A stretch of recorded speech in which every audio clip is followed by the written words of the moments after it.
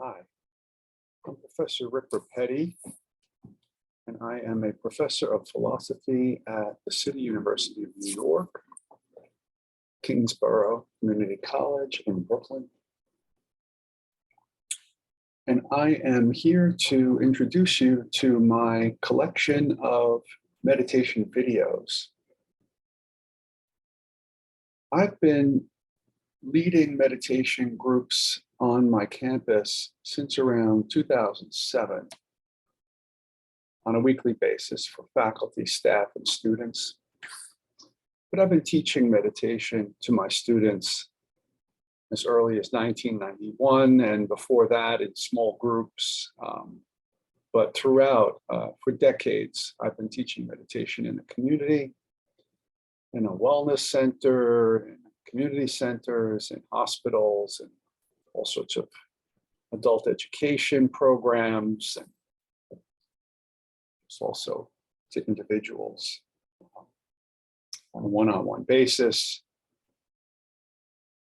Meditation is my primary philosophical interest as a scholar and as a practitioner of meditation. I've been practicing meditation for almost 50 years now. I have been, since the pandemic, we switched over from having the meditations on campus to having them on Zoom, where I was recording them. So I've got about well over 2.5 years worth of weekly meditations from my CUNY meditation group. These meditations last approximately 20 minutes, sometimes a little more, maybe as much as 25, but rarely less, except maybe by a minute or so. And the type of meditation that I do varies.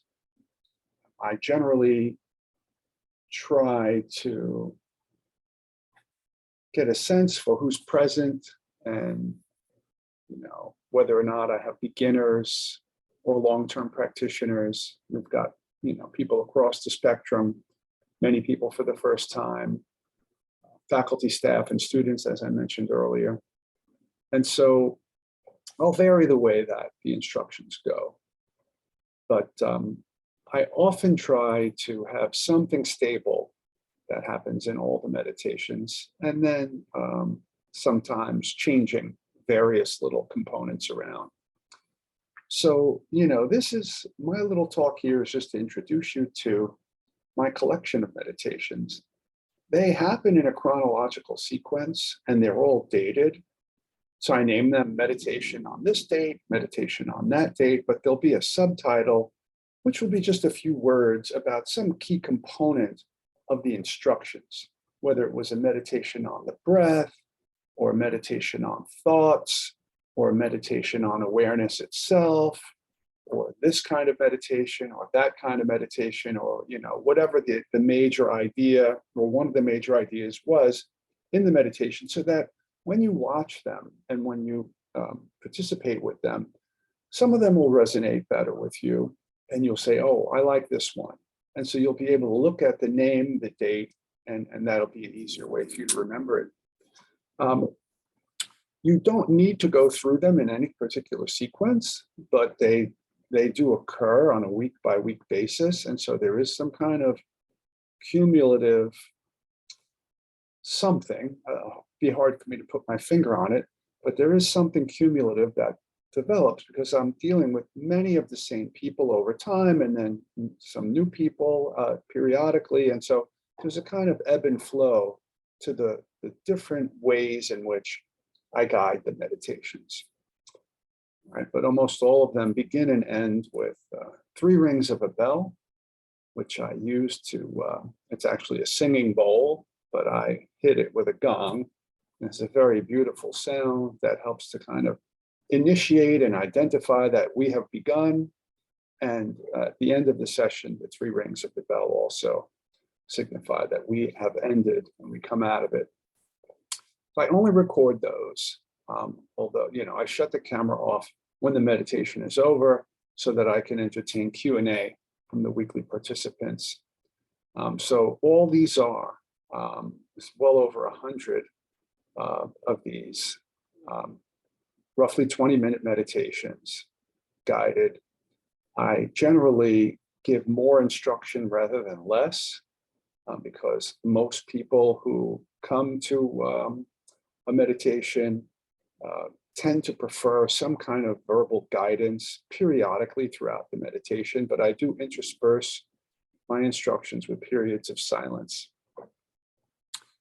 So I'll say a little bit about different meditation techniques, and this way you can perhaps have some expectation and have some general guidance.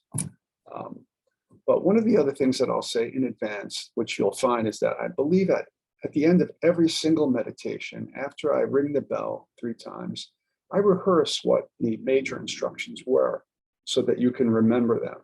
And I will frequently say, any one of these instructions or meditative techniques can be used by itself as an entire meditation practice or in combination with any of the other instructions. Right? So I encourage practitioners to experiment with which techniques work best for them, and then perhaps pick one that you stick with for a while so that you cultivate some discipline. But in almost all of the meditations that I guide, I try to tap into at least 2 different kind of abilities. Some might call them methods or techniques that I always, well, almost always, if not always, try to make sure that I guide the practitioners into. And one is a kind of stabilizing or calming or focusing the mind on one thing, perhaps on the breath or on bodily sensations or on sound or on a word like a mantra or something like that. And I characterize that as zooming in, narrowing focus down to one thing. You kind of bring your mind there and you try to anchor it there. And when it wanders, you notice it and you gently bring it back. This is kind of like exercise or discipline or practice. It's training, right? Like athletic training, but for the meditative muscle of attention control. So you zoom in, mind wanders, you notice it, you bring it back. Each one of these mind wanderings, recognition, remembrance events, and returns is a kind of meditative cycle, almost like a push-up for the mind, right? But it shouldn't be done with this kind of strong exertion, but with a gentle attitude, right? So that skill of one-pointedness or concentration or focus is a tremendously useful skill that can carry over into anything else, the ability to remain focused. It's the opposite of attention deficit disorder, and it might actually be quite a good antidote for it. And I've used that with some people who have ADHD, and it seems to help them. The other one I call zoom out, which is just a kind of open awareness where instead of doing this kind of narrow focusing, which involves intention and volition or will or effort, right? There's a kind of releasing, an opening, a letting, whatever arises in the mind to arise, so that instead of focusing narrowly on one thing, like the target, your breath, or a candle flame, or whatever your target is, you're zooming out and just being mindful of whatever arises in your mind, body, senses, emotions, right? So you're just kind of noticing. You take a kind of witness or observer or spectator or passive, just a kind of mode of being aware, just being awareness itself, right? And that has a lot of benefits also, which is the more you kind of just look at the way that your mind moves, the less attached you are to what's going on in your mind, the more distance you can get from it, and the more insight you can cultivate into the way that your own mind works.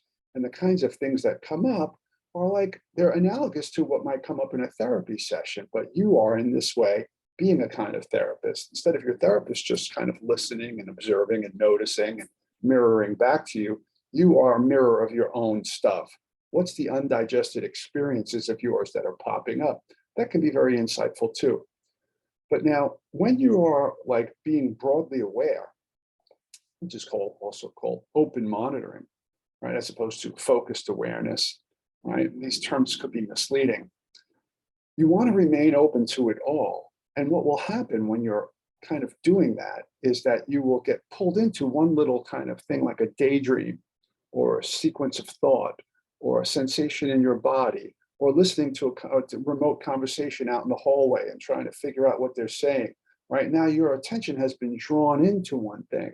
So you've kind of fallen into the stream of consciousness when that happens. And when you realize that, you kind of got metaphorically wet. You fell into like the movements of awareness. So you want to kind of pull back and notice them all again. But this is like a very similar thing to the focused awareness, where you want to remain focused narrowly. Your mind wanders, you realize it, you bring it back. In this one, you want to remain focused broadly, and you see your mind got pulled into some narrow thing, you notice it, and you pull back to the broad level. It's almost the same skill. They're kind of flip sides of the same coin. Both of them involve maintaining your focal range as intended, right? So I tend to combine both of those at one point or in one way or another throughout almost all of the meditations. And some of them are much more creative. They involve visualization or mantra or reflections and considerations, taking on different perspectives. There's a whole host of different meditative techniques. I view all of them as just ways of exercising your own awareness, right? Just like anything you can do with your body in a gym or in a yoga class or a Tai Chi class or a martial arts class are ways of exercising your body for flexibility, endurance, strength. All these different meditative and contemplative exercises are just ways of exercising your consciousness, right? And so in the same way that there are, traditions of knowledge around physical exercise, and it's okay to have physical trainers or whatever, or go to a gym. And similarly with meditative techniques, it's okay and it's good to pay attention to what knowledge has come out of traditions, but it's also good to be creative and experiment a little on your own. All right, so that's some kind of general overview about how to think about what's going on in meditation. Those two processes, and they're flip sides of the same coin. You could focus on either one for years, and then you'll get the benefit of the other one as a kind of natural consequence, or vice versa. What else could I say about the meditations? Yeah, be gentle on your own self. When it comes to, certain kinds of physical training, that phrase, no pain, no gain, is helpful, but that's not so helpful in yoga, which is a kind of gentle exercise. Similarly, the appropriate attitude for meditative exercises is to be gentle with your mind. One metaphor, I forget what teacher this comes from, is that when your mind wanders and you bring it back, it's like you're training a puppy that you love to sit or stay, right? When the puppy wanders off, you don't just let it wander off. You say, hell, there you go. Come on now. And you bring it back. Now stay. You're nice to the puppy. You're not mean to it. You're not angry, because that sends the wrong message. Similarly, you want to befriend your own little puppy mind. You're trying to train your own mind to sit or stay, right? And this is a tremendous ability once you master it. What I will say is that meditative techniques work, but just like exercise works not if you do it once every 3 months for 10 minutes, right? If you do it relatively every day for a certain amount of time every day or almost every day, right? Same thing with meditation. One last thing about meditation is if you get seriously into it, of course, what you'll be doing is the equivalent of a deep dive into your own psyche. And that could be problematic. It's kind of like doing psychotherapy on yourself, because all your undigested psychological residues come out the longer you sit meditating. You get to see all the stuff that might come out in a psychology session, but it's just you and you don't have a therapist there. So, and I've taught thousands of people to meditate, and many of them say, oh, this happened, that happened. They have all these weird experiences, lights, colors, images, visions. They felt like their body disappeared. They were out of their body. They had vibrations. They had heat. They had cold. What does it mean? What does it mean? I'll give one kind of simple thing, two things I'll say about it. One, when you're in between waking and sleeping, lying in your bed at night, and dream images start to come and go, your brain waves have slowed down. You're in between waking and dreaming, right? So high brain waves, medium brain waves, low brain waves, lowest is dreamless, right? Even beginning meditators get into the in-between state, in between waking and dreaming. So their brain waves slow down, their body is totally still, their eyes are closed, they're calm, their brain is replicating what it's like to be on the cusp of falling asleep. So it's like the body switch is shutting off and all kinds of weird psychophysiological sensations might occur, like might happen as you're about to fall asleep. Lights, colors, sounds, whatever. Don't take them too seriously. They're just technically distractions. Some of them can be beautiful or interesting or blissful or euphoric, but others of them can be a little jarring or unsettling. Don't read so much into them.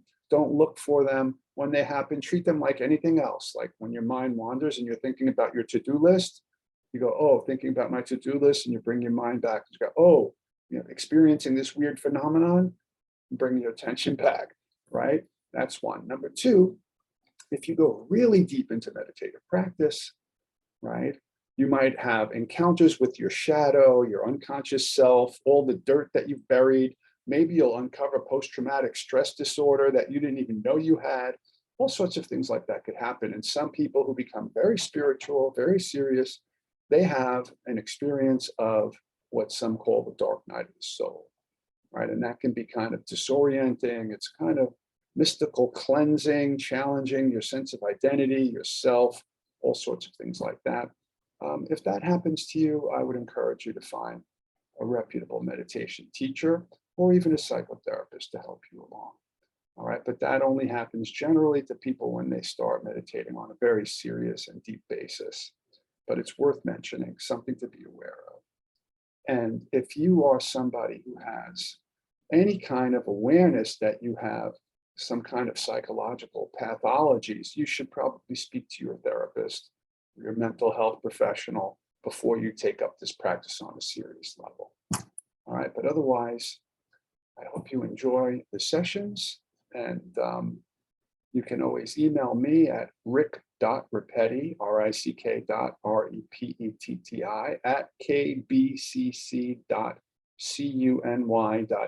@kbcc.cuny.edu.